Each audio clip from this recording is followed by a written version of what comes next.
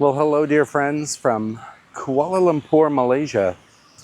So this city has got all sorts of great offerings. You'll be amazed at just the variety. You have these amazing night markets with lots of food and lots of different local dishes and street foods. Very busy, hustle bustle. You can also find some areas of tranquility like the botanical garden. So I kind of recommend making a stop if you have a couple days here at Kuala Lumpur, stopping at the botanical gardens. It's a great way to start your morning. It's nice and quiet and peaceful, and it's a good rest from the hustle and bustle of the city. And the entrance fee is $0, so it's free to come in, stroll through the grounds. So a short walk from the botanical gardens here in Kuala Lumpur is also the butterfly park. This place is great. It's 30 RM to get in. It's just filled with just lovely vegetation, flowers. It's super peaceful. There are thousands of butterflies here to admire as they kind of flutter from flower to flower. The way it's set up, the park, it's not huge, but it's very well designed. There's a lot of twists and turns and paths, so you feel, even when there's other people here, you feel alone and you're able to kind of take in the beauty and the serenity, even when there's lots of other folks around. So I definitely would recommend a stop here if you're going to go to the botanical gardens and you're looking for a little kind of a downgrade in activity. This is a great way to kick off your morning, maybe before you head off to one of the markets or Chinatown or that kind of thing. So another great stop in Kuala Lumpur is Chinatown. Now, you're going to find all sorts of deals here, from hats to backpacks to shoes to watches, fragrances. No surprise, none of them are real or authentic. These are all knockoffs from China. When you come here, be ready to bargain. Be ready to wheel and deal. You could usually knock the price down on most of this stuff, 3/4 to half of what the initial asking price is. This is all, mass-produced Chinese, stuff with the logos slapped on it. But if you're looking for, a set of luggage or some new shoes or some Crocs or some knockoff Nikes, you'll be able to find that here. Another great stop, good in the afternoon. Stop over here in the afternoon. Also, you can grab some lunch on some of the side streets.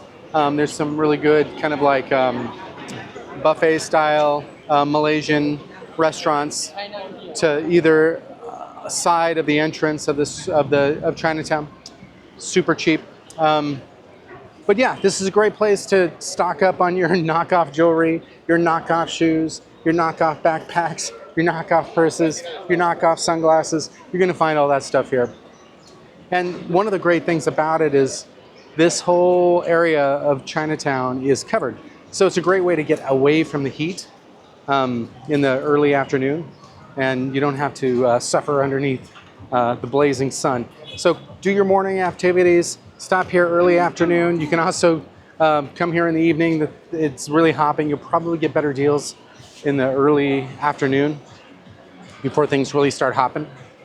But who knows? I guess it depends on your bargaining skills. But another great stop for, afternoon in Kuala Lumpur. Like a lot of big cities in Asia, Kuala Lumpur's traffic is pretty terrible. But one of the great ways to get around in Kuala Lumpur is the rapid rail system. They also have a monorail, which is kind of cool. So you can hop on the monorail and take it, and they also have a rapid train system here as well.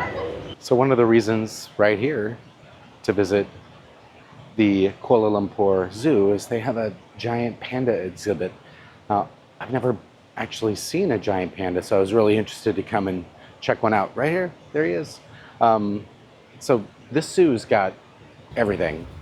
It's really well curated. They have just about every animal that you could hope to see. Lions and tigers and bears and panda bears. Oh my.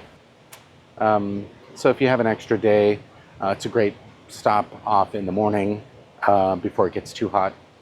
It doesn't seem too busy today. It's a Friday, but I think it's about 20 US for entry fee. It's less if you're Malaysian. There she is again, or he. I really should find out if it's a boy or girl panda. I don't really know. So the National Museum of Malaysia. I'm just going to give you my quick hot take. I'm not going to take you through the museum.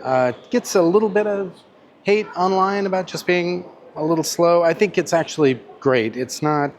It's broken into 4 different areas, from sort of chronological history all the way back to, like, you know, when there was Pangea, single continent forward, and then the current all the way up to current. So each area is broken into 4 spots. Some people say that it's a little slow, but yeah, I think it's just the right size a museum. You know, you can spend an hour here, you can spend 2 hours here, 4 hours here, depending upon how much time you want to spend. And I think it's pretty, gives you a good cursory understanding of Malaysia and its history. So, I mean, and the price isn't terrible. I think it's 5 ringgit to get in. So, you know, it's a great way to spend. Once the sun goes up and it gets super hot outside, you can pop in here, spend a couple hours, cool down. They have a little museum cafe that's actually pretty good too. To sort of serve sort of buffet Malay style. That's also reasonable. So if you want to get here, you know, after your morning activity, have some lunch at the museum cafe, and then spend a couple hours in a nice air-conditioned building, learning a little bit about Malay history. Yeah, I think this would be a good stop. So I'm going to give it a thumbs up, or at least a recommend. I don't think it deserves some of the hate that it gets, but a lot of national museums get a lot of hate. So this one's actually pretty good. So yeah, I would recommend it as one of your stops if you have, you know, extra time in Kuala Lumpur, and you want to do something during the hot, you know, afternoon, early afternoon.